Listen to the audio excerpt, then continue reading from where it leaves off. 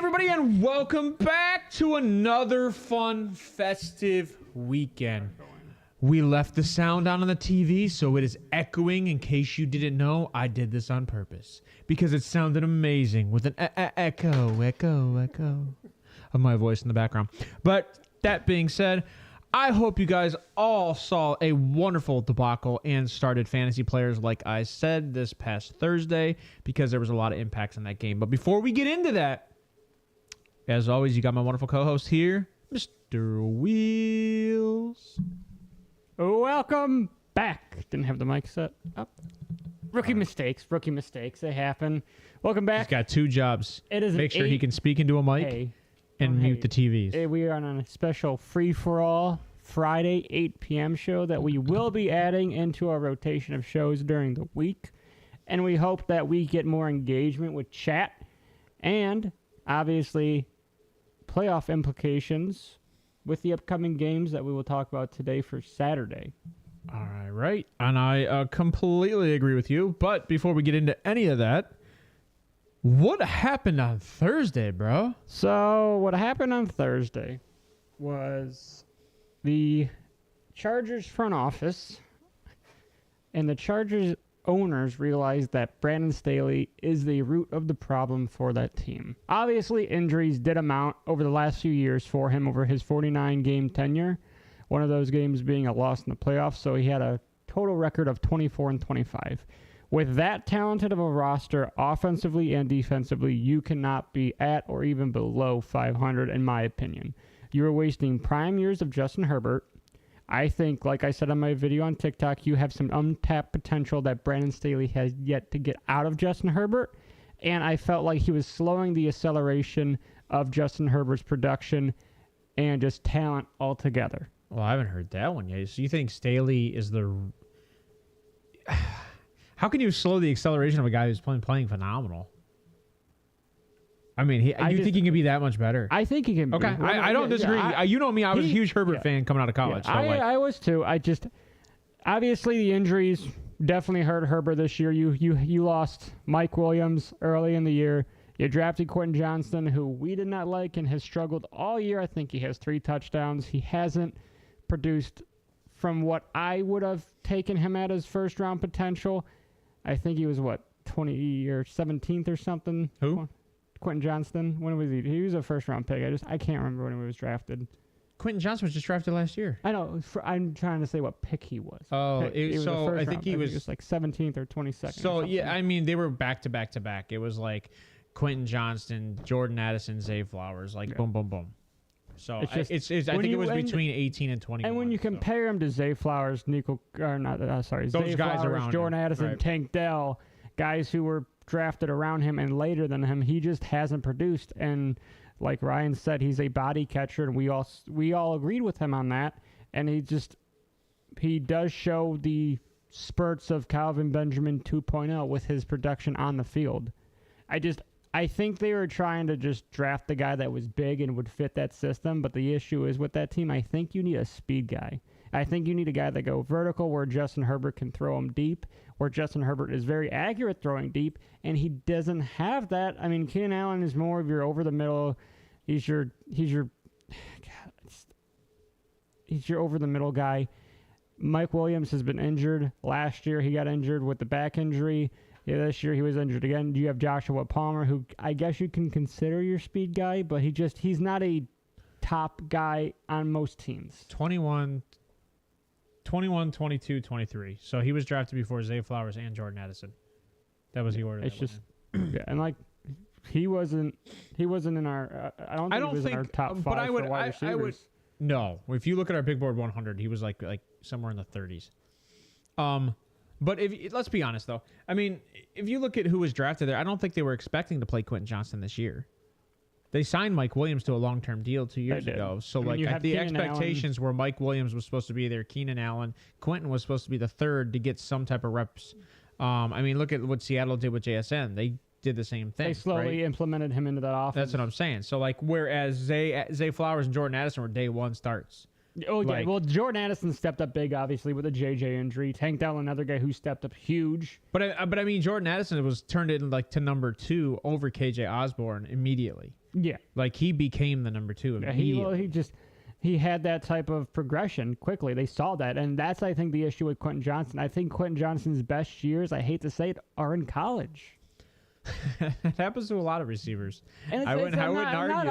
I'm not hating on the kid. I'm not. I hope he balls out. I hope he becomes a top wide receiver. I just don't see it. I think, like I said, I think his best wide receiver years are when he was in college. And it's nothing to take away, or I'm not trying to sit there and just shun the guy. It's just, personally, I don't think he fits that team for what they need long term. I think here's a couple things, right? So, and I think this is kind of the hardest thing for you in particular, is taking a step back from the decisions you had already made and looking at it unbiasedly. Quentin Johnson isn't as bad as we stated he was. And right now, he's not playing. No, he's not great. Well, he's mid. But he's a manageable number 2 receiver. Yeah. He's Donovan Peoples-Jones right now. Like, okay, he's capable of putting up some yardage. He's capable of catching some plays, but he's not going to be a game changer. No, and I don't think he's good at contested catches, so I'm not comping him to DPJ. I'm just, his volume is DPJ. I think they're different players. Yeah, I think off the line he has contact. He can give contact, but separation. He's a pretty big receiver. Yeah, separation is my issue for him. The speed. But I mean, compared to the other wide receivers that were taken near him, just isn't there for But let's separation. be honest, though. When I ask about that day, right, like, I'm literally talking about what the hell happened to the defense of that team. They just said, we don't want Brandon Staley in the building anymore. Like, the Raiders scored 0 the week prior. I think they put scored 46 like the last 6 games. Whatever they've scored, they put up ridiculous numbers. It was bad. I can't remember the exact score. It was like 63 or something like that. 63 to 21. Was it 63? Was that right? Yeah, 63 to 21. That's disgusting. So that is disgusting. Going back to their prior games. And by the way, so like, there's certain things that I've talked about on that show. Was a couple things that I don't know how Austin Eckler did. I wanted to check before I actually kind of got into this. But I even told you guys you should look at starting Zamir White. He's the better running back out of this backfield, and Zamir ended up taking over the backfield. Eckler was terrible. He only rushed 5 times. And you know what, Hefe? If you were in chat, Hefe, you were right. Eckler might be done. He might be done. Do you think he reached the? I know we say age limit, and I hate to bring that up. 29. Do you think he's reached the top of his game with? Eckler's not a good running back. He's a great receiving back. When you don't have a quarterback that can or an offensive line. Yeah. I'm not saying I'm not knocking Eckler. No, but I'm saying going back to the game. I'm not blaming Brandon Staley for everything. Obviously, injuries throughout the years, like I said, definitely have something to do with it. But my biggest issue is I would have fired him last year after the whole debacle with the playing when you played Mike Williams for a game that didn't matter. Game 17. Yeah, game 17 against and you were already in. You weren't going to go up or down in your spot in the playoffs. Yeah, that didn't make sense. And that screwed you. So, I mean, that right there is a rookie mistake as a head coach. I mean, if that happened in some other cities where football happens, that guy would be done. Well, and he's not a rookie either. That's the disgusting part. He spent 1 year with the Rams as the defensive coordinator under Sean McVay. So this is the question I want to ask you. Do you think we're going to have another type of assistants and OCs and DCs that get jobs just because of the head coaches they were under, like the Bill Belichick's, the Andy Reid's?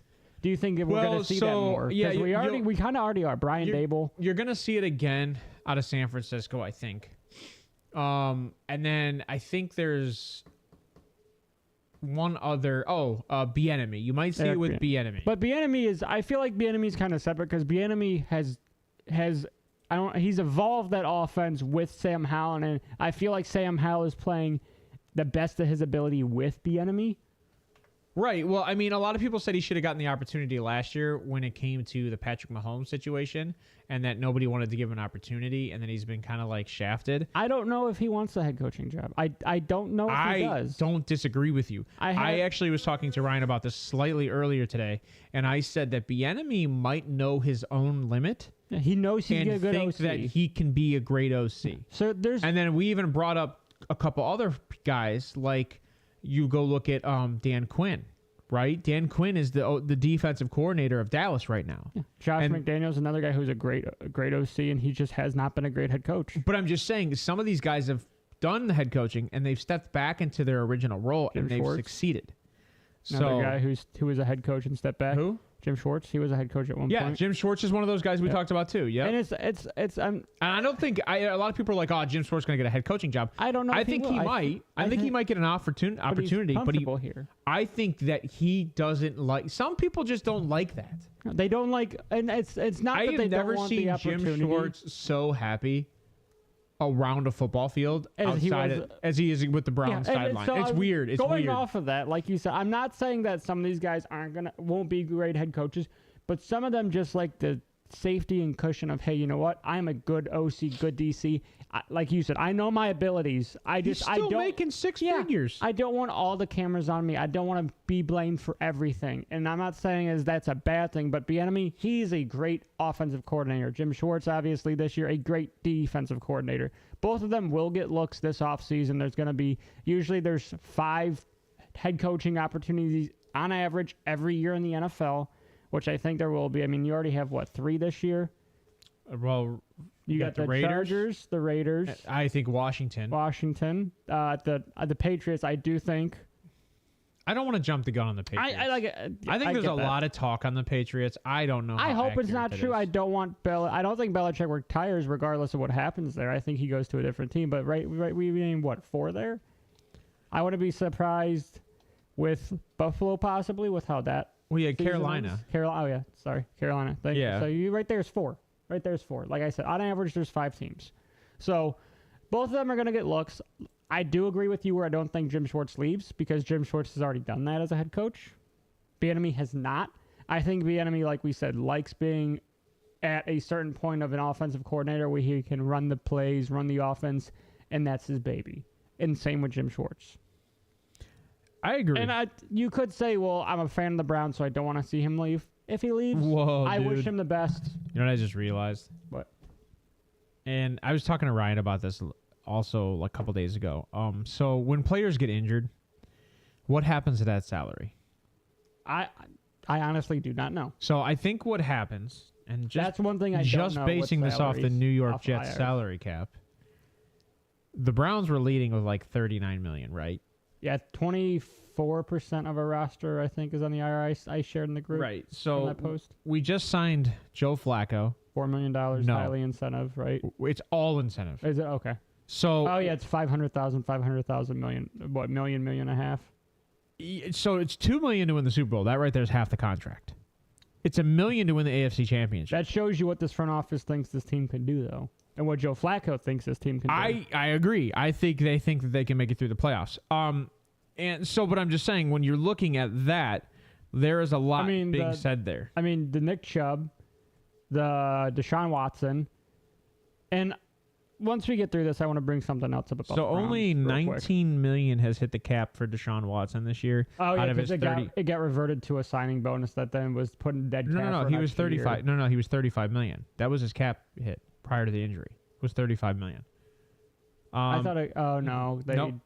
So now his cap hit only is $19 million. Nick Chubb, 14. His whole thing hit the cap. Yeah, because he was the second game in. Jack Conklin. Jack Conklin played 3 plays. Dude, I'm gonna tell you right now, the Jack Conklin thing is driving me insane. I told you I didn't like that contract. I don't know. It looks like they void a big portion of the cap hit.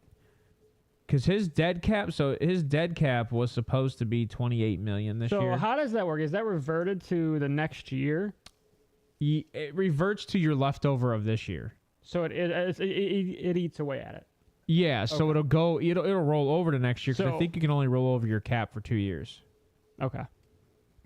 So, but I was looking at this cap hit, and the Jets have $63 million because of the Aaron Rodgers injury and his restructure, right? So, those two things freed up a whole bunch of cap space. The Niners, $39 million.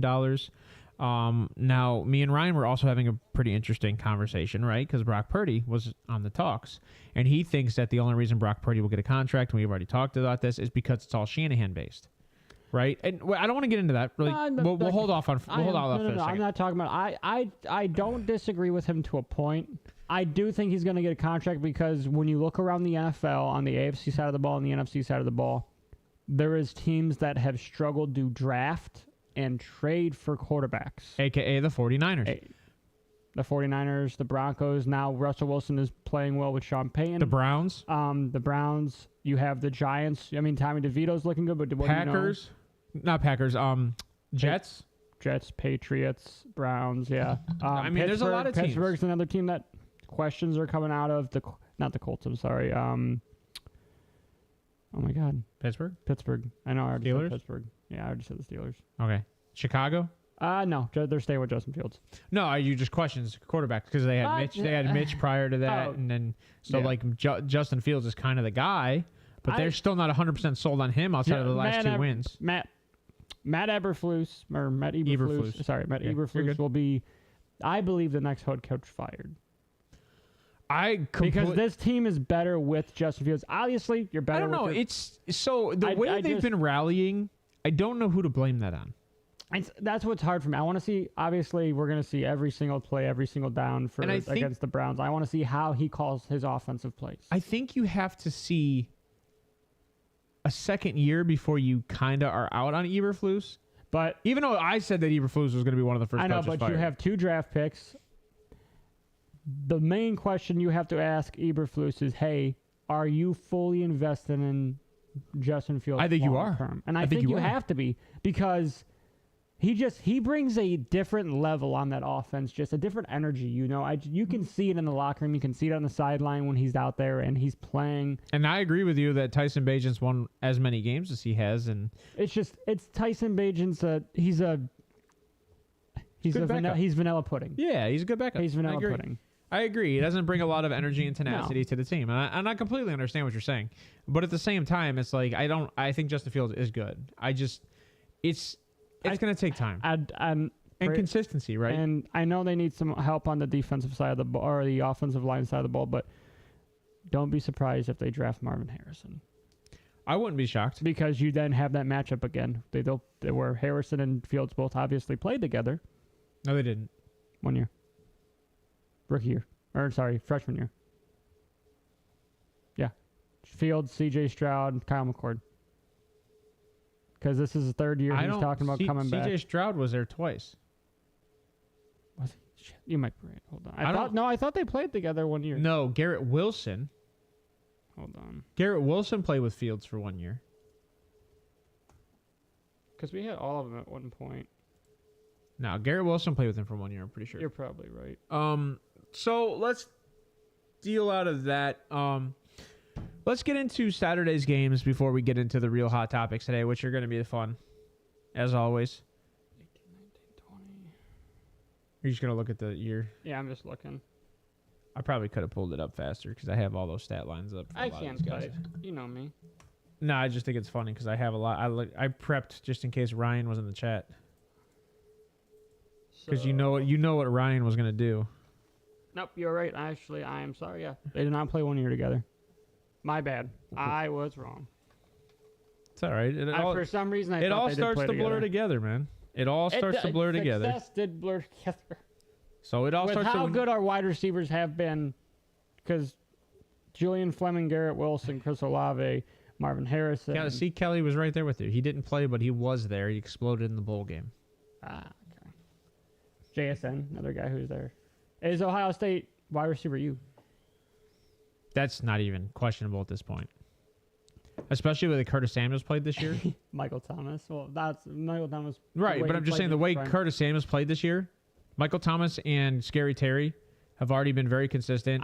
Chris Olave, Garrett Wilson, I think Jackson Smith and Jigba, and now Marvin Harrison. You're going to have Marvin Harrison coming out. We don't know what he's going to do, but you're going to have him come out. Julian Fleming, who's transferring. I hate him going. I do think that the fact that he is going to the portal, I'm really going to hate I'm really going to hate if this happens. Is I think Marvin Harrison's going back for another year. I welcome it. I welcome it because it says to me that money doesn't matter, the sport does. I welcome He wants to be Michigan. You know what, though? He has heart. I have a question for you. Would you rather want to play in college or the pros with the politics going on? I'd rather play in college with the NIL deals all day long right now. That's what I'm saying. So why not? Because it's guaranteed money.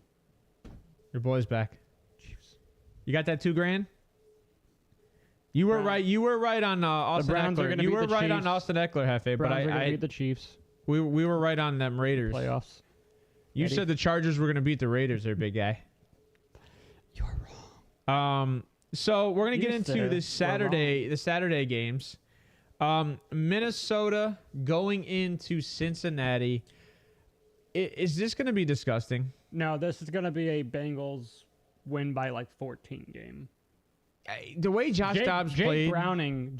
Josh Dobbs has been benched. Nick Mullins, who started for like 15 different teams. He's played for the Niners. He's played for the Browns. He's now playing for the Minnesota Vikings. He played for us during a COVID game, I believe.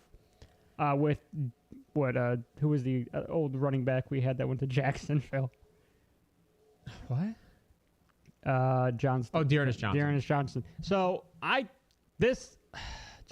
You did say Eckler was toast, buddy. I agree with you. Yeah, you did. And that was a shit show. That was way worse than I expected. That was way worse than I expected. That's an understatement. Glad to have you back though in chat. Good to see you're here to start some fights today. It's appreciated. So it is Casual Fridays, so we're willing to go off topic today, just not fully to the AFC. Vikings, Bengals. You got JJ, who should be healthy or should play. My issue is how much can you trust Nick Mullins? I trust Jake Browning more than Nick Mullins. Yeah. If that's your comparison, I trusted Nick Mullins. Quarterback. I mean, I trusted Nick Mullins over Josh Dobbs. Josh Dobbs is the hot topic. I didn't think they needed Josh Dobbs. I think you got Josh Dobbs because it only cost you a late pick, and you were on the cusp of playoffs. So again, I will argue this all day. Matt Ryan is still out there, and you could have just not given up a pick. I think Joe Flacco was out there, and you didn't have to give up a pick. Oh, Joe Flacco, yeah, he has been signed, and everybody can relax. No, but I'm just saying, Joe Flacco was out there when they traded for Dobbs. Joe Flacco. Could you imagine Joe Flacco throwing to J.J. Addison? With how accurate his deep ball is outside in a dome? No, I couldn't imagine. No, in a dome? No. So I'm just saying Minnesota had that opportunity. Now it's not there. Who cares? These two teams, I would trust Nick Mullins against this defense. Yeah, out. Go ahead. Madison's out. JJ questionable. Addison's playing. TJ's playing. I know. I started to mirror White because Madison was out, and I did good. Yeah, you had like 17 points. Pick up Ty Chandler. I would pick up Ty Chandler. I mean, depending. Who's the other guy that they picked up? I think they Myles Gaskin. Didn't they? Oh, is he on the team? No, he's on the team. Myles Gaskin. Yeah, I think it might be Myles Gaskin. But did they re-sign Dwayne McBride? I think he's on the practice squad. I'd like to see him move up, especially if they're struggling right now at running back. He was let go? Yeah, we didn't understand it. I mean, he's out of UAB, right? That was the kid out of UAB. Yeah. It'll be interesting. I think that JJ's supposed to be back in this game, right? JJ's supposed to be active in this game. If they win this game, and with the matchups with Detroit, this could be dangerous.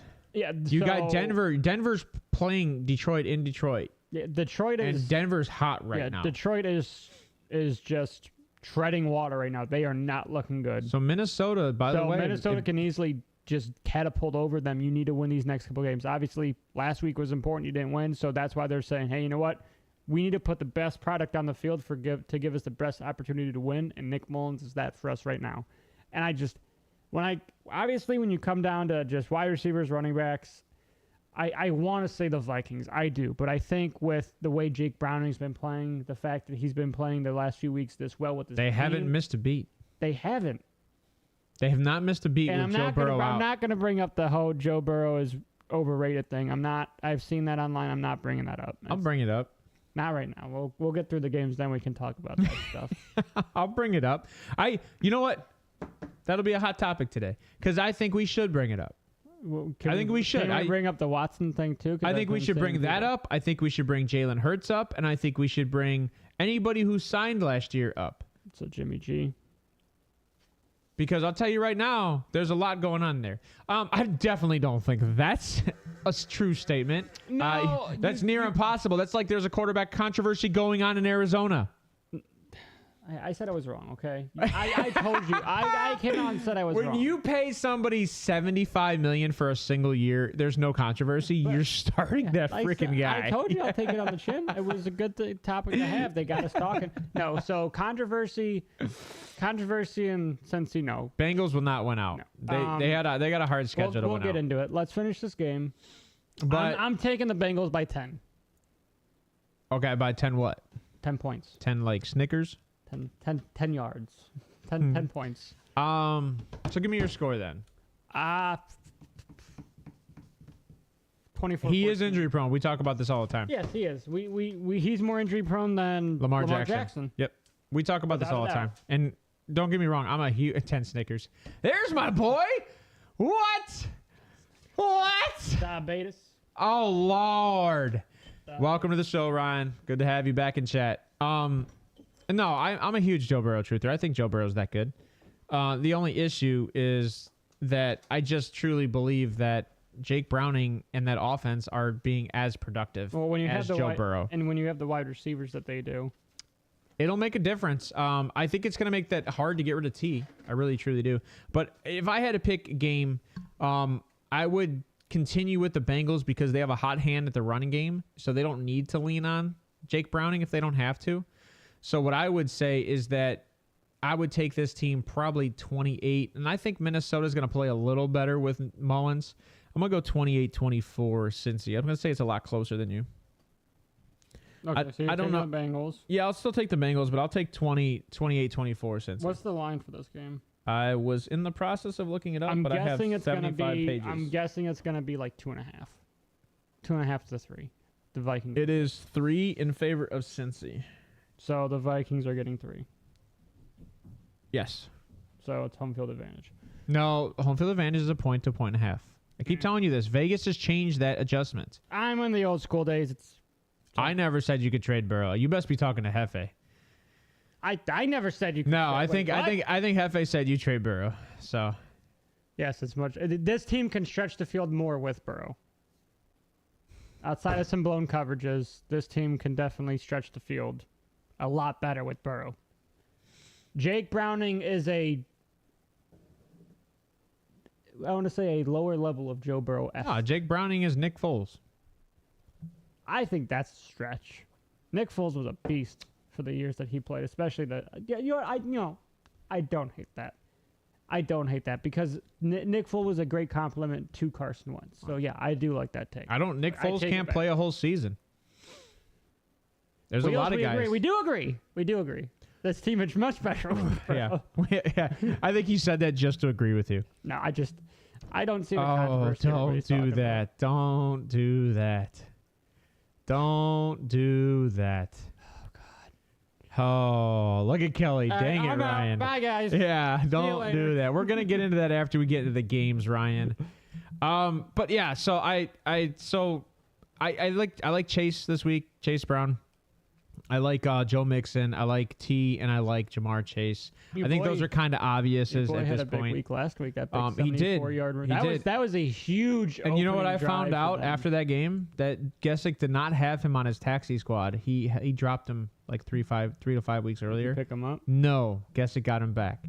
I didn't know he dropped him. At least he starts the roster in your league. He didn't start it last year in my league for like 2 weeks. So I was laughing about that. And then on Minnesota, I think you have to start JJ. I think he is active this week, so I think you have to start him. Addison, you have to start Hawkinson, and then that's probably it. I don't know if I start Ty Chandler. I think there's other running backs you can probably pick up off the waiver wire. Even backups, I think you could start. Miles Gaskin, I think we'll get some. Dwayne McBride. I'll have to look at the roster. I don't think Dwayne McBride's playing. I think Miles Gaskin. I think it's Miles and Ty Chandler. Those are your two guys. If Ty Chandler was as good as everybody was saying that he is, then he would have taken over Madison weeks ago, right? We're getting there, brother. That's our next game. So. Getting out of this game because, to be honest, this game matters in the playoffs. This game matters. This is gonna be a good game. Yeah, it's gonna. I feel like it's like you said. It'll be back and forth. And I believe that's the early game too. That's the 1 o'clock game. Yeah, yep. So that's the early game. God, I win because I have JJ and Jamar Chase both on my team, and I'm in the playoffs. That's good stardoms, especially since the secondaries haven't been really stepping up on. I traded Amari Cooper and Jacoby Myers. All right, the so week that he went down. So we have the Steelers going in to the Colts into Indy. This was a little tough the way the Colts played last week. So because the Colts couldn't put up more than 14 points, and they played who last week? Hold on. The Colts play. I don't have. It was such a tough game last week, and it shouldn't even have been that tough. Cincy. They put up 14 points on Cincy last week, which was disgusting. They couldn't get the ball downfield. No, do not start the Bengals D. So not with the healthy receiver core. I feel like these teams are similar to a point, right? Offensively. Like I would start either of these defenses, Ryan. I mean, Gardner Minshew. I'll take Gardner Minshew over Mitch Trubisky, right? Or can you pick it both? Oh, yeah. No, I definitely. Well, Mitch with a full week of practice might be a little different. But. Zach Moss. I'll take Zach Moss over Najee Harris. Not over Jalen Warren, though. Jalen Warren is his name, right? I think Jalen Warren is the better back than Zach Moss. Nick Mullins is not that bad. Nick Mullins has been in the league the last few years. He's a good backup. He's won games. Let me look up his stats. No, I don't have to look up his stats. Ryan don't like stats. He just likes to say quarterbacks matter. He likes to say quarterbacks are garbage when he doesn't agree with them. But if you're looking at this game, yeah, I know Nick Mullins is from the 49ers, and he also played on the Browns for like 6 games. God. You don't have to tell me. Apparently, if you're on the Niners, you just don't matter. Product of the system, Ryan. You just said he sucks. He didn't do well in the Niners. It's a lot saying. You're saying a lot there. You're saying a lot there. He didn't do much on the Niners when he played. When he played with the Niners, he had 4,600 total yards. 20 over how many years? 5 touchdowns and 22 interceptions over 2 years. Over 2 years. It would be 18 games. Okay. So in 18 games, that's solid. Outside of the 22 interceptions. Yeah. With the Browns. Which is the reason why it doesn't matter if you're a product of the system if you're not throwing interceptions. So that's a big difference. He's been with the Vikings the last 2 years. He played in 5 games he's made appearances in. No games started. Okay. Except this week. He's not that bad. Nick Mullins is not that bad. No, he's a career backup. Yep. And I'm okay with that because that's all he's being asked to do right now is be a career backup. I mean, he's going to have to try to go out there and start and win games coming towards the playoffs. And I just think that Green Bay is probably going to surpass them if they can't win this game. But that being said, let's go into Mitch going up against the Colts defense. This one's going to be a struggle. I remember how I told you I saw 5 turnovers on that game on Thursday? Yeah. This is just as bad. This is going to be another 5 turnover. Yes, I'm taking 5 turnover game. So regardless of T.J. Watt coming back, because the Pittsburgh Steelers are 1-10 when T.J. Watt is not on the field, he is playing. He cleared concussion protocol. I do think he's still going to be affected. I'm going to take the Colts 2-0. He's saying a safety. He's saying a safety they win. I don't know what he's saying. I need context. Because there's no way safety wins the game for the Colts. No. You go throw $5 on that. Okay, here's what I'll tell you. There will be no safety in this game. There will be no safety in this game. And the reason there'll be no safety in this game is because you're playing with experienced quarterbacks. You're not playing with young quarterbacks who do stupid things. This is a game that I could see them tie. I'm just gonna throw it out there. It's gonna be 28 Colts. I'm saying they could tie, but I'm saying 17. 28 Colts, 17 Steelers. 17-14 Colts. So you're taking the Colts too, then? Yeah, I'll take the Colts too. Even though I do see the Steelers probably upsetting the Colts just to piss off the Browns and make this division so much harder by having all these teams 8-5. What's your score? I'm sorry. 28-17 Colts. And the line on this game, the Steelers are probably getting 3.5. Colts are giving a 1.5. It looks like. Okay, so it's home field advantage for once. I am right on that. You said it's 1.5, not 3 anymore. That is correct. I'm an old head when it comes to that, I guess. You're learning. I say field goal. Learning. All right, so Yep. after that, we both took the Colts. We both took the Bengals. We will be back on Sunday to talk Bills game. Well, stardom's in this game. Jalen Warren. I think you start Gardner Minshew. Actually, I don't. Do you start Gardner Minshew? The secondary for the Steelers has been Gardner Minshew suspect. has shown up against good defense. That's what I'm saying. But the Steelers' secondary has been suspect. I would say start him. I would say start him. I'd say start him, Josh Downs, Pittman, and then Zach Moss is tricky for me because he didn't look good last week. But I would say start Zach Moss. Do you think Alec Pierce makes an appearance, or just a couple catches, maybe like 20 yards? Maybe. Okay. Maybe two so for maybe him. 2 for 25. On the other side of the ball, I would start Warren. I start. Oh, by the way, didn't Mo Alley Cox get that touchdown the 1 week in your last week? Mo Alley Cox. He did. He got a touchdown last week. That was one of the touchdowns last week in the game. Let's go. Yeah. Let's go. So that was kind of funny when you called that one. I was like, no, Mo Alley. You just like to say his name. He's like, I do. But yeah, start your studs. Yes, Ryan. Yes, but who's your studs on the Steelers? Like, you going to start Jalen Warren Pickens, or do you start Najee? Deontay Johnson, Jalen Warren, I think. They've still been running Najee still like crazy. Jalen Warren's been getting out of the backfield more. Well, Jalen Warren gets more of the passing. The you have to start Deontay. The problem is if Mitch. You know what? I like what you said. Mitch is like Gardner in a sense, right? These are mirrored quarterbacks too. I agree. They're both gunslingers that take risks downfield. I do think Gardner Minshew's better though. I don't know. It's hard. They both turn over. They both turn over the ball a lot. As of right now, I think, Warren is a good flex. Pat Freiermuth, I would start him. Yes. Against the linebackers. Out of this game, that tight end you start as Pat. Yeah, yes. I would start Pat. Especially with the tight ends that have been kind of injury prone these past few weeks. Definitely. Better options than Minshew this week. Yeah, I mean, there's 16 games, right? So there's 16 games this week, so 32 teams are playing. And yes, but if you didn't start Aiden O'Connell, right? Nobody started Aiden. No. I started Aiden O'Connell in my 20-man league. I started Aiden O'Connell in my auto draft Superflex. I don't know. I am a 20-man league where you start one. So I started Aiden O'Connell. Oh yeah, I'm saying that. Yeah, okay. Yeah, I mean there is, but I think Jake Browning. I think Joe Flacco. It's hard to say when 11 teams are starting backups. Is it really? There's 2 backups right here. There's 2 backups there. There's 2 backups. There's 2 backups in the game yesterday. I think 11 teams are starting backups. There's 2 backups in the game before this, so that's 6. Yes. Holy wow! Yeah. Oh my gosh, I can't. Wow. So there's 6 backups that are going to be playing before we get to the actual game of the week or the game of the day, and that's Denver going into Detroit, and you finally have starters playing. The Browns. No, there's no backups in the Browns. Never mind. Just Joe Flacco. Technically, Joe Flacco's not a starter, but I would. No. I'm saying for both teams. Yeah, Joe Flacco is the backup. Technically a backup, but I would argue Joe Flacco has the production and ability, and he's proven himself on the field. Right, you're saying there is, but we just said out of the 3 games and 6 teams, there's 6 backups. There's 6 backups, right? So it's going to be tough. And Aiden O'Connell was a good start this week. And Aiden O'Connell is the backup because Jimmy G was the starter at the beginning of the season. Right. So, I mean, it's tough. Are we talking about this game, or did you just bring this game? No, I just brought it up. So, Denver going into Detroit. Here's another game, man. This is, to me, an upset. I see Denver smacking Detroit across the field. I'll just write that down for us real quick. Because I'll tell you right now, Denver is on a hot hand. Maybe they fall down, maybe not. I'll tell you, if as a Browns fan, I would love for Denver to lose this game. But as a football fan, I see Denver winning this game. They're in biting distance of the Chiefs. They're only 1 game back right now, because and that you can tell. That's and I don't think they care about the wild card. I think they want the division. They want the division. They want the division. Yep, I completely agree with that statement. They want the division. That's what they're playing for. Detroit, like I said, has been treading water. So give me your stardoms in this game.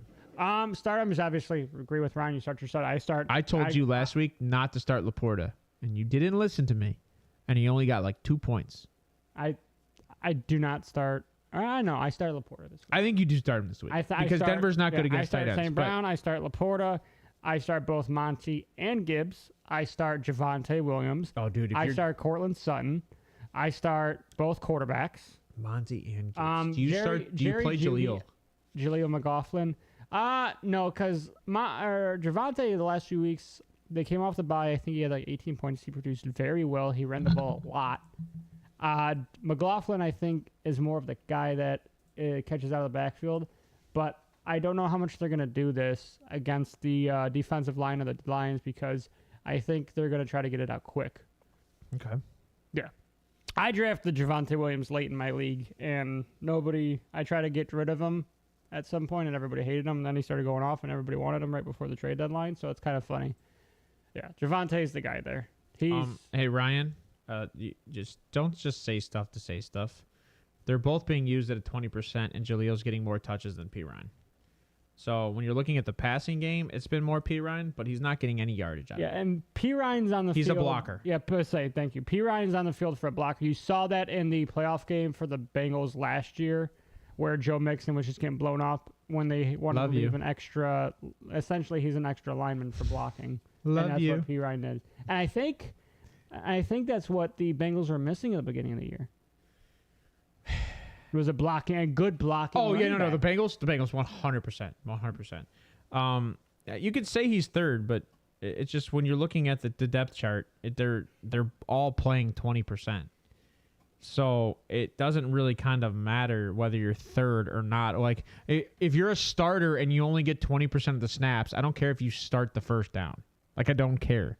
Yeah, and that's what they consider a starter, is a guy that walks out on the field with the first snap. And Sean Payton, he's an old school guy. He loves matchups, so he's gonna leave when you want McLaughlin in there for some speed. You know, maybe he just does a check out and goes. But if you're gonna do a run the opposite way, or you're pulling that defensive line, left or right, you're gonna put P. Ryan in the opposite side to pull him back. Or if you're trying to get a play action and you want to get some plays developed, and you're gonna leave P. Ryan in there to, again, be another blocker, that's what you're going to do. So you go back after saying Jaleel's the third on the depth chart, and then you go Jaleel's the backup to Javonte, and Javonte is the starter. I'm confused.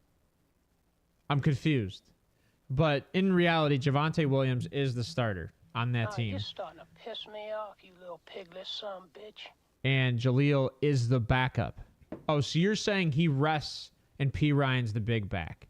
So that would make more sense. I understand what you're saying. That makes more sense now. Yeah. Well, no, they're all running backs. Nobody's a fullback in this offense. You don't know ball. We can all say stupid things all day. You're still playing a roster, and they're only starting one running back on this roster. They're not playing two running back sets. Sean Payton rarely does that. I said he likes matchups. He feels the team benefits off of matchups more. He loves the mismatches for the running back. Ryan just wants to insult me. That's all he wants to do. I mean, I like to insult you because too, I won multiple arguments today. He's a little upset. Again, you didn't say fullback, but a fullback is a different position than a running back. And when you say there are different roles on the field, yes, those roles are dedicated to the positions that they play. That's why a wide receiver is called a wide receiver, and a tight end is called a tight end, and an outside lineman is called an outside, or an offensive lineman is an offensive lineman. There's a left tackle, right tackle, right guard, left guard. That's the position. That's your role. You can't just change the name and the word. Okay? Feel better? Man, he's got me today. Like, it's just one of those things. Argument. He's stirring the pot, man. But it's cool. What? So Detroit needs to win this game. This is a must-win for Detroit, because if they lose this game, I will label them as frauds. I had them as so before. Well, they're frauds to the AFC, right? So what did I say before the Packers game? I said their defense is just, they have not been the same since the Ravens. Well, that Thanksgiving game was rough. I know, but ever since, if you go back and look at that team defensively for the Ravens game, they have not been the same. No, they weren't really good prior to that with Chicago. Because remember, Chicago almost beat them if it wasn't for the last 3 minutes of the game. They figured something out. The linebackers, again, another team that does mismatches very well. And that's why I don't think this game is, I don't know if this game's close. I'm going to be honest. This might be a 2-touchdown win by the Broncos. This would be huge for the Broncos to win big. Because the Broncos haven't done that yet this year. Like a 28-14, or even, I easily could see the Broncos winning by 2 touchdowns. The Broncos have not done that yet this year. And they're destined to do it. They're warming up. This is the time where you want a team to warm up, and the Broncos are that. The Broncos are that team. They're warming up at the right time. You know, they struggled at the beginning of the season. I agree. Sean Payton has figured it out with Russell Wilson. The offense has figured it out. The defense is coming back down. You notice how Hefe's not here talking about the Chiefs right now, right? Where are you at, Hefe? Hefe ain't talking about the Chiefs right now because he knows Denver's hot. He don't want to curse himself. Exactly, Ryan. And I 100% agree with you on both those statements. As a Goff guy, he is definitely slumping, and it is bad. Oh, Hefe. Where's that 2000? This could be a team that, you drafted Hendon Hooker last year. Ryan said stop agreeing with him. I do. That's what I'm here for, Ryan. That's just the truth. That's what I'm here for. Maybe if you watch the show, you'd understand that right. I have been out on the Lions for the last few weeks, but you never are here. I'm gonna go with my heart on this one and not my head. So That's a bad decision. I'm gonna take Detroit to win this game, 24-21. I'm gonna go with my heart and not my head. Okay, so you're not taking Denver. Yeah, I'm gonna go with my heart, not my head. 24-21 Detroit. 24-21. Although I don't like that Detroit is favored by 4.5. I'm doing 28-14 Detroit. I definitely would take Denver, sorry. 24-17, Ryan says. What I would have picked if I would have went with my head. Stop agreeing with me, Ryan. But something says to me there's no way Detroit continues to lose. The Denver could easily at some continue. point Denver has to lose, right? I mean, everybody has to lose. They're on a 6-game winning streak. That doesn't mean anything. That means a lot. Russell's getting old. Russell's been proving that he's been playing back to similar form that we saw with Seattle. Sean Payton. And what I say, Sean Payton. That's what I just said about my whole spiel. They're figuring out. It came in late. It's just this team is figuring out at the right time. This is when you want to be firing on all cylinders. Is kind of late in the season where your injuries are behind you, everything else is figured out. Russell Wilson is playing just as good as he should be expected to play when you traded for him last year, where last year was god awful. And I think Sean Payton has figured out the offensive side of the ball. The defensive side of the ball has kind of found traction in their footing again, whereas last year they were carrying that team in some games and keeping them close. Now this year it's kind of the opposite. The offense is essentially carrying the team. No, that defense has stepped up in the most opportune times in the past 2-3 weeks. That's the only reason they've kind of really been winning those games. But here's what I will tell you: I think it'll be troubling if Denver loses. For Denver, I think it's like one of those situations where they fall apart. If Denver loses, they're rooting for the Chiefs to lose. But I don't know who the Chiefs play. Who's not rooting for the Chiefs to lose? The Patrick Mahomes and Kadarius Toney. Yeah. And Andy Reid and Hefe. Definitely Travis Kelce. Oh, the go F yourself to the announcers, essentially. Definitely Travis Kelce's rooting for the Chiefs to win this point. And I know people like to say, well, people just hate Patrick Mahomes because he's winning. Yes. And that is true. Yes. The same thing can be said about Brady, about Manning. Everybody hated them because, guess what? When you're winning, everybody hates you.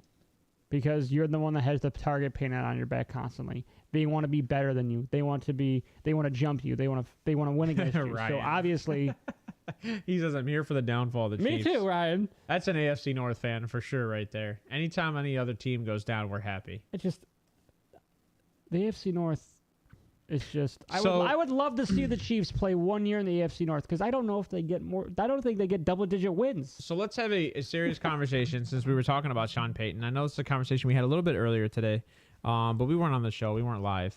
So Coach of the Year. We're going to get into this just a tad bit just because it's one of those things that every year it's voted on and it gets announced before the Super Bowl along with MVP, along with Defensive Player of the Year, along with the Rookies of the Year. All that stuff gets announced before the Super Bowl. So that being said, tell me what makes a Coach of the Year and what are the parameters of a Coach of the Year? So obviously the parameters for Coach of the Year is you have to end the year with a winning record, right? In my opinion, I don't disagree. If you win Coach of the Year and you don't have a winning record, then that's just dumb. There's no reason you should. You work a lot under the table. Yeah. You have a lot of Jergens in your desk. Is what happens.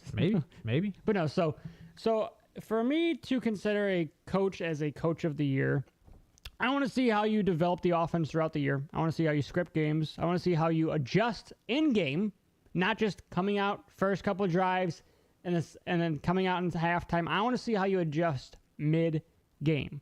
Well, there goes Stefanski. And that's what I was going to bring up. Obviously, Stefanski is there. For me as a fan, just because of what he has done with his team. Yeah, but there he goes. He doesn't adjust. He doesn't adjust, exactly. But D'Amico Ryan, he's adjusted through the game. Sean Payton, another guy who's adjusted, who, again, we were just talking about, he I think, is part of the reason why Russell Wilson is playing as well as Russell Wilson has played. You know who I believe? I know Kyle Shanahan is a big guy for Ryan. Kelly, we completely agree with you that Peyton is probably a front runner. But you know who's another front runner that a lot of people aren't putting too much account into? Is Steichen. Steichen for the Colts. He's taken Gardner Minshew to have one of the highest scoring offenses in the NFL. And he still has that team producing on the defensive side of the ball, and he's an offensive coordinator. I did forget about him. So a lot of people are forgetting about Steichen, and he has a winning record. He has the same record as D'Amico Ryans has on the Texans. As much as I want to see D'Amico Ryan and the Texans figured out, I think they end the year who all have the same as Sean Payton. So I think it matters who wins from here on out. Yeah, and that's the thing I was going to go say. As with the injuries that you have on the Texans side of the ball, I don't know if they end the year with a winning record. Now, Kelly, I have a question for you. I know you're out there. Do you think Sean Payton is kind of a front runner just because of name recognition?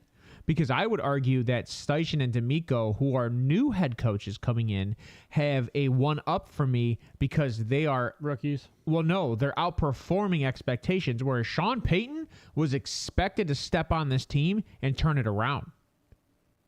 So he's just living up to expectations.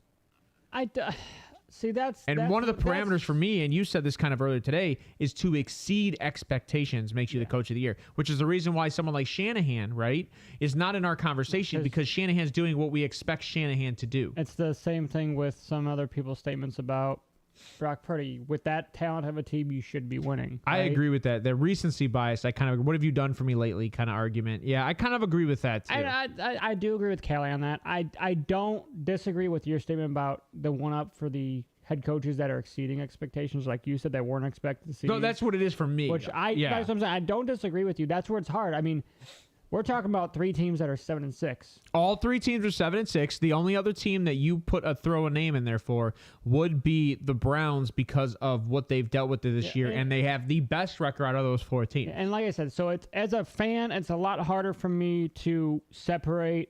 But I would argue Jim Schwartz is a big factor. As a fan to obviously the show, and I try to do as best as I can, but I'm going to be honest with you. I want Stefanski to win Coach of the Year. I don't. But as a Browns fan, the fact that I watch him every weekend, he has trouble adjusting just shows me that I just don't put him up there. He's not in the same echelon as Payton. He's not exceeding expectations. Obviously, he's doing very well with the injuries and the fact that what he's had to deal with. But it comes back down to adjustments. He just does not adjust well in game. So let me give you something. I mean, this is why you don't want Stefanski to win. Because if Stefanski, long-term contract, within his tenure, has 2 Coach of the Years in 4 years. In 4 years, you're gonna have to pay the guy big money to keep him. Big money to keep him. You don't want him to win because then his contract is more of like a prove it deal, as opposed to I've done it. Look at me twice in a row. And this is a contract year, I believe, for him as well. It is. So. It's not that I don't want him to win. That's why a lot of fans are saying extend him now. I have a love-hate relationship with Stefanski. I love to hate him. I don't want to say I hate him. I'd love to have my brother on the show because we've gotten to arguments about him. But when it comes down to brass tacks, Stefanski is a huge reason why this team is succeeding where they are on the offensive side of the ball. Yeah, you can be mad about some dumb plays we've made, the Seattle game, some jet sweeps and stuff like that, but at the same time, he is calling the play. The players are playing the plays, correct? He can only do so much from the sideline. Execution's everything. Yeah, and execution is everything. I mean, which is again why I can't agree with a product of the system argument. Because you still have to step on the field and execute. Does Stefanski do that for you, though? It's hard, right? Kelly, I agree. It's easier to give more credit to Schwartz than Stefanski for keeping us in the playoff hunt. 100%. When you have the number one defense in the NFL. Obviously, and this is my argument. I've had this conversation with a lot of people on Twitter. The argument is, Stefanski's not getting any recognition. It's like, no. Stefanski gets plenty of recognition. The problem is Stefanski blows up calls all the time as an OC. And now that he's in the playoff hunt, everybody's like, sign him. And he does have a very good winning record for the Browns. I don't think you should fire a coach who has a winning record especially when like you are in these hunts and injuries are playing. And you haven't had a head coach like this since you're before 99. Yeah. But I would argue that Jim Schwartz finally came and did what he was supposed to do with the talent. And the problem was Stefanski hasn't been able to take that talent to the next level the entire time he's been on the Browns. He's just been able to manage it. And that, to me, is a big issue. Amari Cooper, he had a 1,000-yard season with Jacoby, but what the hell happened this year when you've had better quarterbacks than Jacoby? He's struggled. He's struggling. And Elijah Moore, another guy who he's getting targets. It's just, I think it's quarterback play. I think Joe Flacco is the... I know we got 4 weeks to see what he can do. Yeah, and I know this is going to be obviously. I think Joe Flacco will be the best quarterback to play for us this season, because I don't. Well, that's not hard to say when you've only had Deshaun Watson for 4 games, and 3 of those games, by the way, not healthy. But 3 of those games he exceeded expectations. Okay. He didn't throw an interception in two or 3 of those games. No. So like a lot of people were upset, but he threw for over 1,000 yards in the 4 games he played. Yeah. So I can't be too upset. I think people feel the same about Watson as they do Stefanski. I think it's split down the middle. There's 50 that hate him, 50 that love him. If I had to rank these guys, though, I think for me, I don't think there's no even keel for Stefanski and Watson, where I don't hate him but I don't love him type of thing. Right. It's the Stefanski's just not in the argument for me. No, he's just. It's just because like.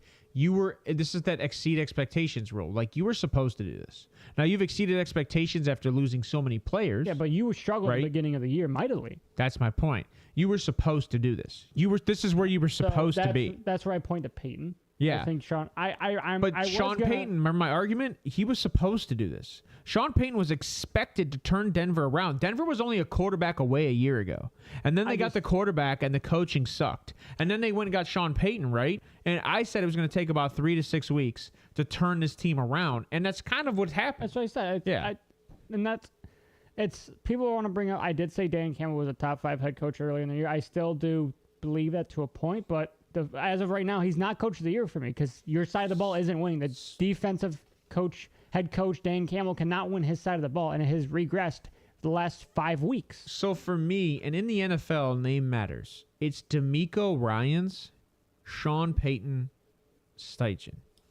That's the order for me because DeMeco Ryans has taken a mediocre quarterback. That's very in quotes. Because every NFL analyst called CJ Stroud mid. Yeah. Mid. Except if you watch this show. And then Nico Collins, who was not expected to do what Nico Collins did this year. Tank Dell, who was a late draft pick, who was on nobody's board. Outside of Ryan. I give Ryan where credit's due. And then they went and signed Dalton Schultz, which everybody said was a stupid signing and that he wasn't going to amount to anything.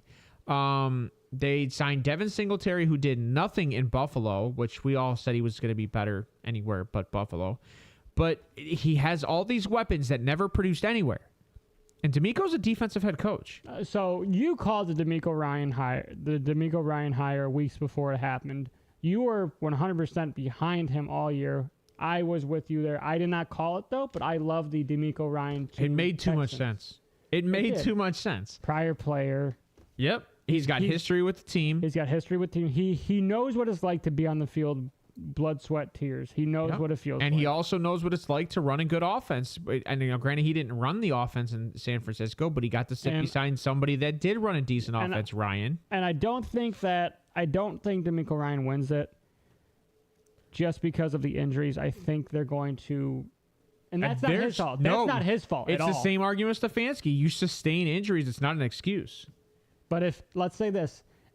If they come out and win 2-3 more weeks. Without CJ and you've missed Tank Dell for 2 weeks. You missed Tank Dalton Dell's out for the Schultz year. 2 weeks. Tank Dell's only played half the that's what I'm saying, season. Yeah, I mean, Nico Collins was out, but if let's say you go 3-1 the rest of the way, let's say you beat the Browns I think if he makes playoffs, over Shane Steichen, it'd be over both of them.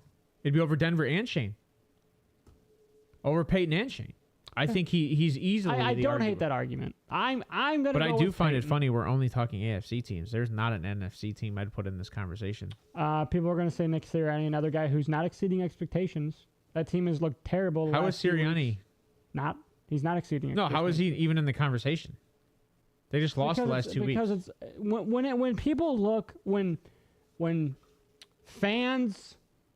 Then it look- should go to Shanahan. No, that's what I'm saying. When fans look at wins, right? That's all they care about. What have you done? I guess. But when it comes to the way that Kelly, me, you, Ryan view it, is it's how you run that offense. I thank you for bringing that up, Kelly. It's another guy, Shanahan. You're expected to do this. Hey, Kelly. You lost to the Browns with a backup PJ Walker. Kelly, I don't know if you have a computer in front of you, but how many times has Tom Brady won the MVP and Bill Belichick won the Coach of the Year? I think Bill won twice. I don't know. The whole tenure. I have no idea. I don't know Bill Belichick's record of coaching.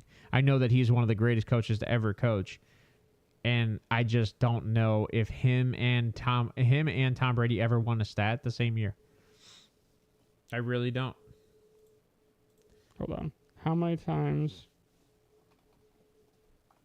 I'm sorry. We look at this up because I should have looked this up earlier.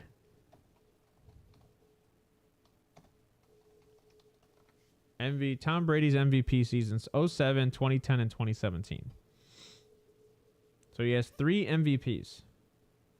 So Bill Belichick.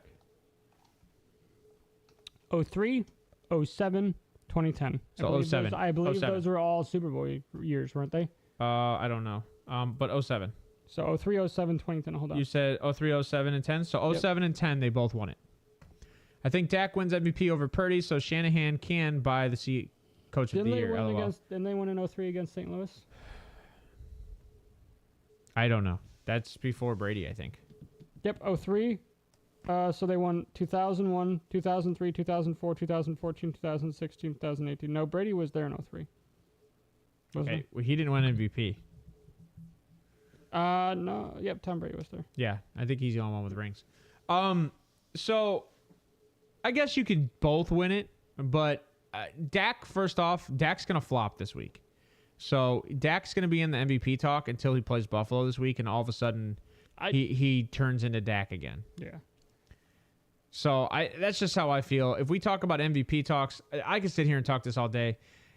Dak and Brock Purdy are having very similar years statistically. My only argument would be is that Dak struggled more in the year than Purdy did, but they both had a bad year. And I think at one point. They both had a bad stretch at one point. I think the Niners have played tougher defenses this year than the Cowboys. Yeah. I mean, the Niners lost to the Browns. That's what I forgot to look up earlier today. It was who the Niners have lost to. I got it. I'm going to pull it up right here. Niners. So, let's go through this. Who They lost to the Bengals. And the The Bengals, the Vikings, the Browns. That's it.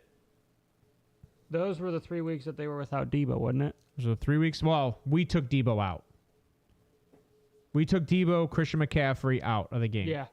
So they technically had them, but we took them out. So that was that 3-game stretch where they just And struggled. let's not forget Dallas lost to Arizona. They lost to Philly. Both these teams embarrassed Philly. And Dallas lost to San Fran. So I mean, So if we had to argue who's the better quarterback, I would say it's the one that won the game. I'm going to say Purdy. And I would just say they didn't just lose to San Fran. No, they got embarrassed. They got embarrassed by San Fran 42-10. And Dallas's defense is top 5. So if I look at who played the harder defenses, it's 100% San Fran. Yes. 100% San Fran. That's what I said. It's San Fran has played his toughest schedule all year. And Brock Purdy is number 1 in completion percentage. He's number 2. No, he might be number 5 in total yards. because I don't think Dak's up there. But these guys are up there for all of these positions. And there was another stat that he was QBR, quarterback rating. He's the most successful quarterback that stepped on the field this year.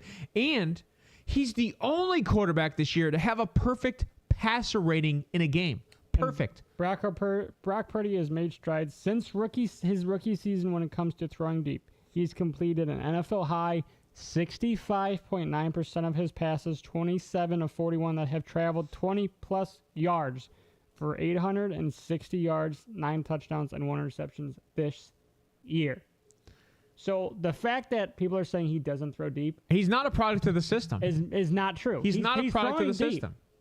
I think people hate. I think it comes down to it's the draft position, and they hate you because you're winning. Right? No. It's the draft position. It's 100% the draft position. Because he's Mr. Irrelevant, and everybody's mad that they passed on him. Yeah, I don't. No, they don't. We just said he throws the ball the most in the NFL beyond 20 yards. Kelly, he literally throws the ball the most in the league beyond 20 yards. So it's not Yak. I get Debo's phenomenal with Yak, but that's the only person on that team that's good with Yak. Christian McCaffrey, technically. So, yeah, but good. He throws to wide open receivers. I guess every quarterback that's ever thrown to a wide open receiver is garbage. Every single one. Every single quarterback that's ever won an MVP is garbage because they throw to wide open receivers because they make the right decisions on the offense. Sorry. Okay, so you're mad. Oh, you know what? Tom Brady should never won an MVP because he had Gronkowski. So you're one of the best tight ends to ever do it. When they cover, that's coaching. The player still has to throw the ball. Hey Kelly, was it coaching when Tom Brady won his MVPs? Was Belichick the reason Tom Brady won his MVPs, or was Tom Brady the reason Tom Brady won his MVPs? Just saying. Kyle Shanahan's not a god. He's never won anything. What has Kyle Shanahan won? How many Super Bowls does Kyle Shanahan have? One? Does he have a ring? One? I don't think he does. Did he win No, he did not win with the Niners because they lost to. They lost to. So he must be a really tiny god. Okay, if Brady's the GOAT and he was a 6th-round draft pick, were you saying Brady was a GOAT when he won his MVP in 2007, or were you saying it was Belichick? Were you saying he was a GOAT in 2010, or were you saying it was Belichick? Because everybody used to say, I don't know if Brady's good without Belichick. When was Brady's first MVP? 07. Okay. That's why I said 07. So 4,800 passing yards, 50 touchdowns. Just saying. There's nobody's close to that right now. I'm comparing Brady and Purdy because you have to look at draft stock. Draft stock. Tom Brady was taken in the 6th round. Brock Purdy was the last pick in the league. Nobody in the NFL thought Tom Brady was ever going to be an MVP, let alone the greatest of all time. And nobody thought Brock Purdy, regardless of the system he's supposedly in, was going to be this good. We're not talking longevity. We are talking this year. This year. I am not going to sit here and let people argue that the coach is the reason the quarterback stats are good when the quarterback still has to step on the field and execute the plays and throw the passes and be accurate. You're not wrong. No receiver, and I will almost guarantee this stat, no receiver is open by 3 yards or more in the NFL. None. Unless it's a blown coverage, which happens maybe once or twice a game.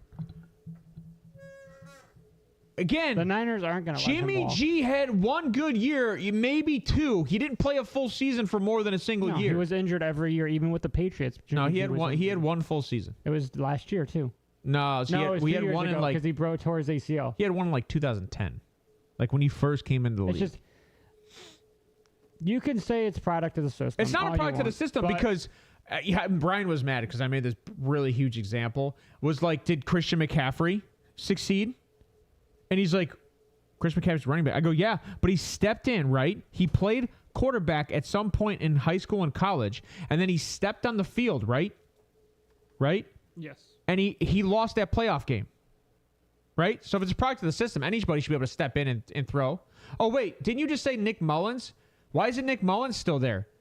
Why did they go get Sam Darnold? Why did they go draft for Trey Lance if anybody can step on that field? He doesn't fit the system. If anybody, so it's not, so you can't be a product. So he complements the system, and being complementary to the system won't give you a leg up.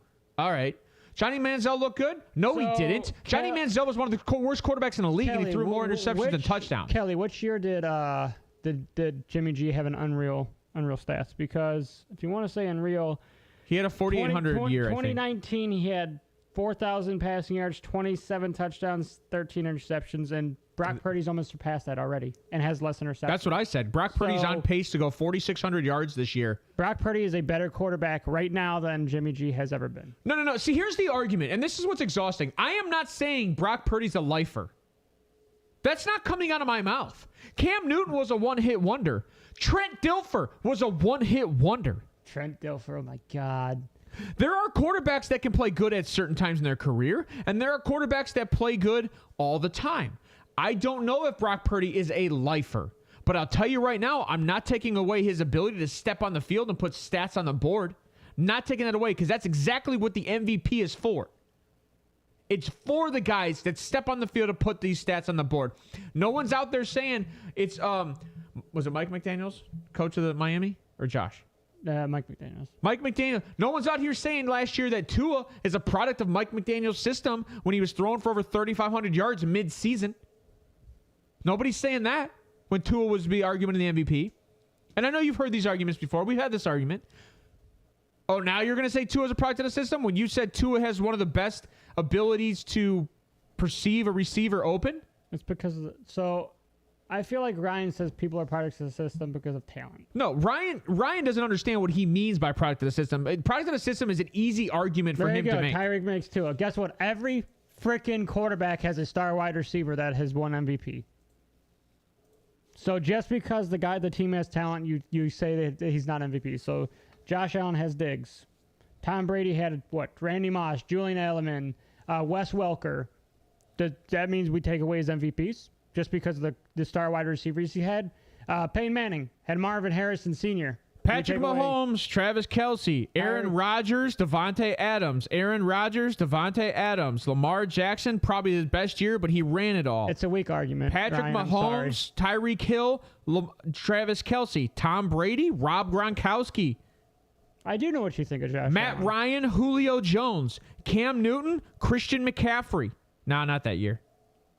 No, he had... I need to look at that year. Was it Steve Smith Sr.? Aaron Rodgers, Jordy Nelson, Peyton Manning. Was it... Marvin Harrison. No, Brandon Marshall.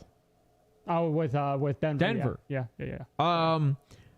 And then Adrian Peterson, obviously that's the only stand alone. It's a weak argument, Ryan, because you're saying because he has a talented wide receiver, he's not the reason they're winning. That's a stupid statement. Every team, he just went through a list. Every quarterback that is one MVP has a star wide receiver at the helm. Guess what?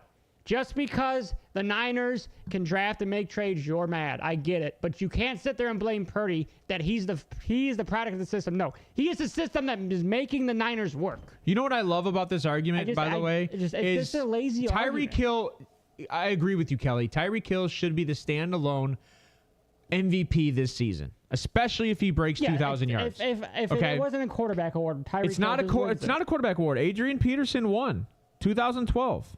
That's 10 years ago. Yeah, I mean, a star wide receiver is going to make a quarterback better. We see that. And Tyreek Hill has proven that he makes quarterbacks better. He's gone to Patrick Mahomes. He's played well. He's gone to Tua. He's played well, and both those teams have made playoffs with him. So I wouldn't disagree.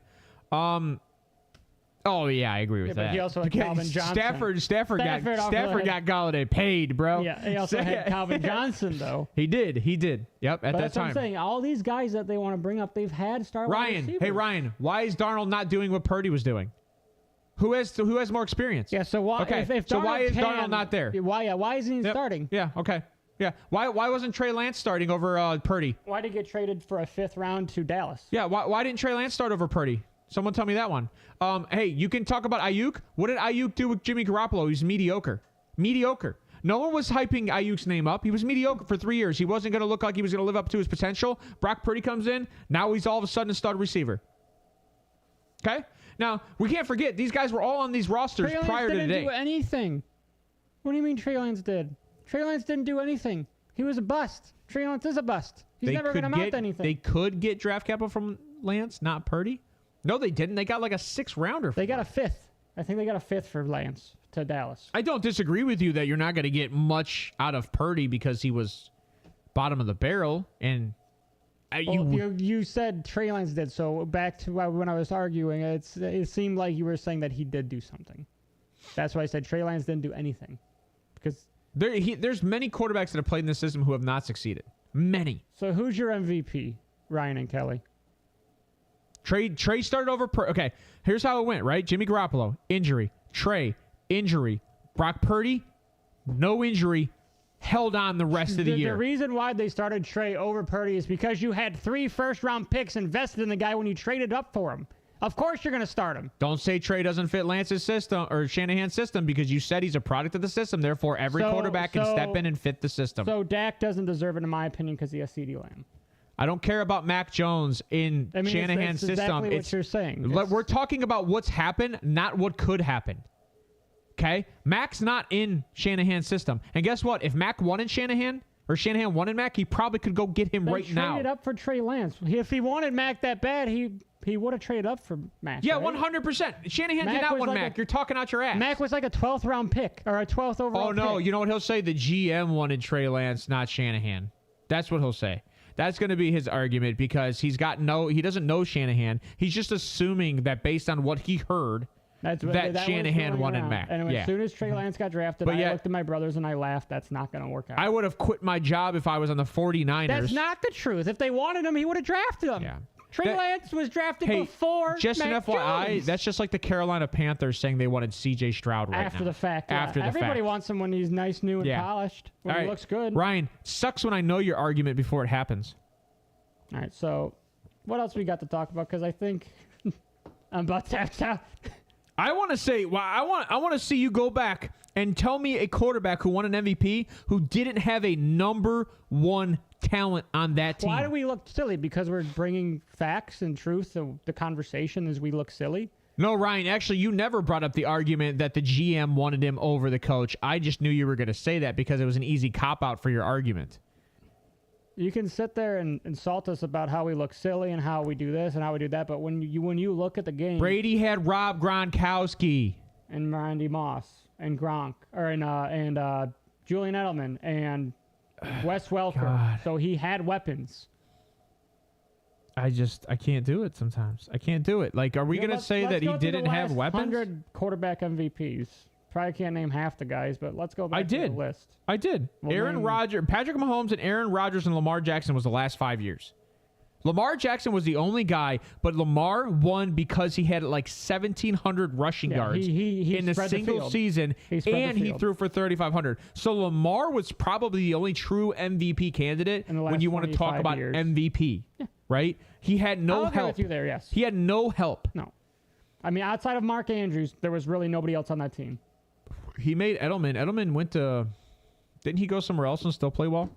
Are you going to... Hey, just an FYI. Did he also make Wes Welker? Or Randy Moss? See, it's a bad argument. Or Gronk. Like, did he make Gronk? Because Gronk went... Gronk didn't go anywhere. He's still... Gronk stayed with Tom Brady his entire career, even when he went to Tampa Bay. I just it's a hard argument. You're splitting straws at this point. Yeah, you're arguing this. What? He did not make Wes Welker. Wes Welker stepped on Peyton Manning's field and put up the same numbers with Peyton Manning. We're not moving. Oh, God. That's all I can say is goalposts. No, Ryan doesn't have an argument, so if he doesn't have an argument, he'll say you moved a goalpost. I didn't move a goalpost. What? You said that he is a product of the system. Then you guys go and say, no, he has weapons. And I go, every MVP had weapons. Me and Wheels have said the same argument. Every MVP has had weapons. Outside of Lamar, who's maybe the only guy. He had Mark Andrews. And by the way, none of you guys were touting Ayuk this much 2 years ago. None of you guys. Peyton is a great quarterback, too. That's congratulations. Yeah, he had Marvin Harrison. But and he had Brandon Marshall. Peyton's always had weapons also. So is Peyton a good quarterback or no? I would argue Joe Flacco's a better quarterback than Peyton Manning and Tom Brady because if you look at Joe Flacco's weapons that he's ever had, it's Steve Smith Sr. and Anquan Bolden. And I'm not a Flacco fan. I just have to be right now. Ryan, you did love Ayuk, but he wasn't living up to his potential, and you straight up kept coming out like, I don't know what's going on. He should be this good. He should be this good. And then finally he showed up. Guess who he showed up with? Brock Purdy. So Brock Purdy made Ayuk. Just saying. Has Debo ever had a 1,000-yard season prior to Brock Purdy? I believe he had 2 because he used to run. I think his. I'm talking receiving. Yes, he did. 2021.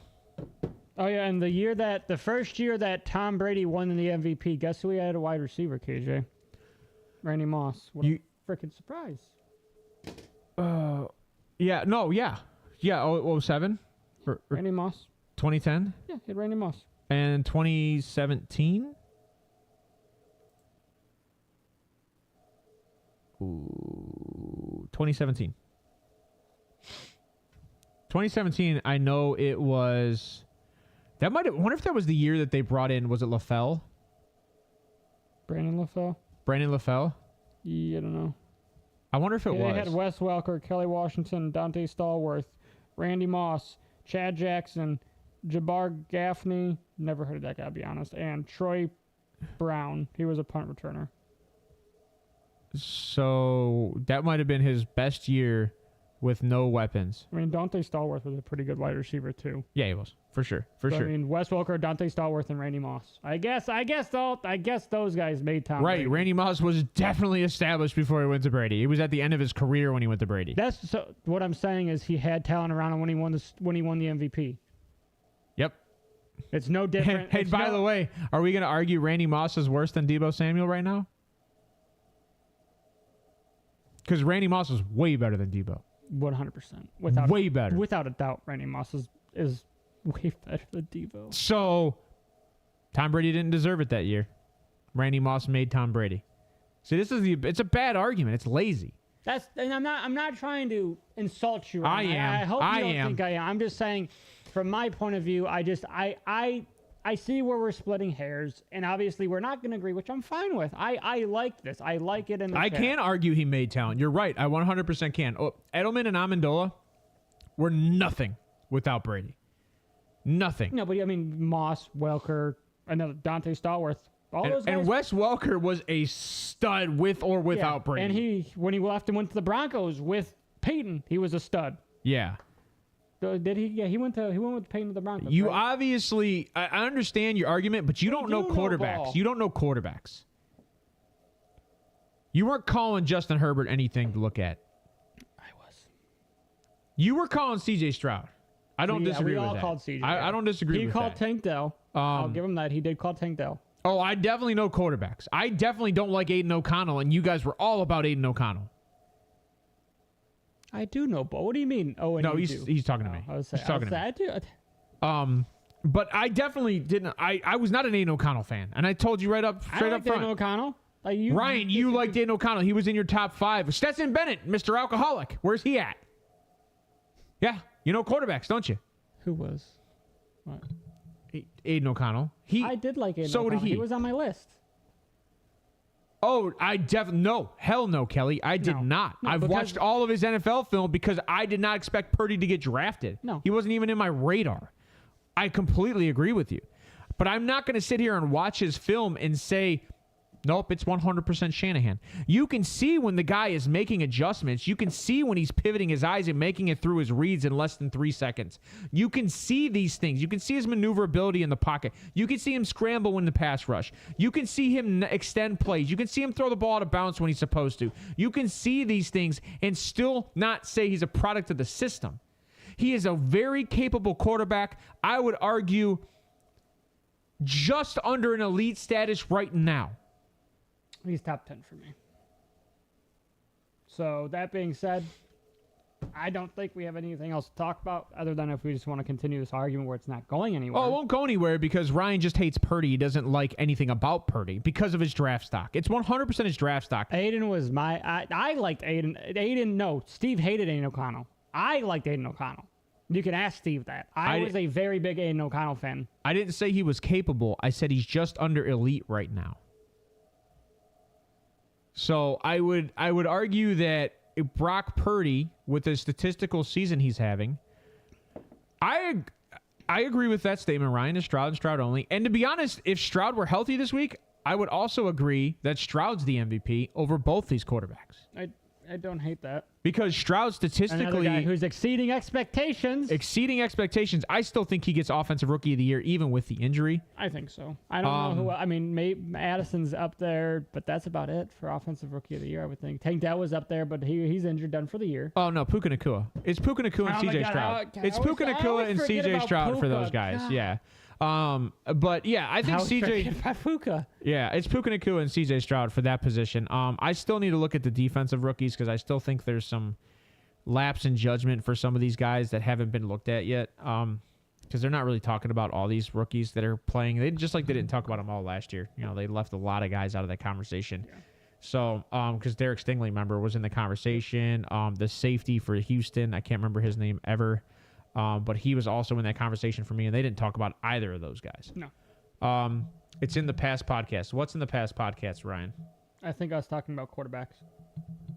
Oh, no, I definitely know who called Aiden O'Connell, and it wasn't in the podcast because I was writing it on the board, and Ryan said I like Aiden O'Connell along with Steve and you, and I was I hate that guy. It was a big miss. I said that was a big miss. I mean, you can sit there and judge me. What do you mean about to pop off? My one big miss, I did whiff, but guess what? I stand by it. Oh, no, Ryan never makes concrete statements. He won't make a concrete statement because he won't live by his own judgment. Live or die by the first take, man. He won't. He won't do it. Live or die by the first take. He said that to you, didn't he? On Facebook or Twitter? He said it on Facebook. Yeah. He said it to you publicly. Live or die by your first take. That's funny. That's funny. You're allowed to be wrong, Ryan. That's why it's called analytics. No, Ryan, you got that maybe brain, you bro. are. I mean, maybe you're right all the time. You make it seem like it. You're the greatest guy that knows ball. I mean, you're never wrong. Uh-oh. At some point, you have to just be real with yourself and say, you know what? I don't know everything. And I don't know everything. I don't. I'm 29. I've been watching football. We don't know what hearsay years. is, by the way. Because we haven't said any hearsay. What does he mean by that? I don't know. We have not said any hearsay. You're definitely not God. You do have a knack for receivers. No, I give credit where credit's due. If Purdy's God, you're just under him.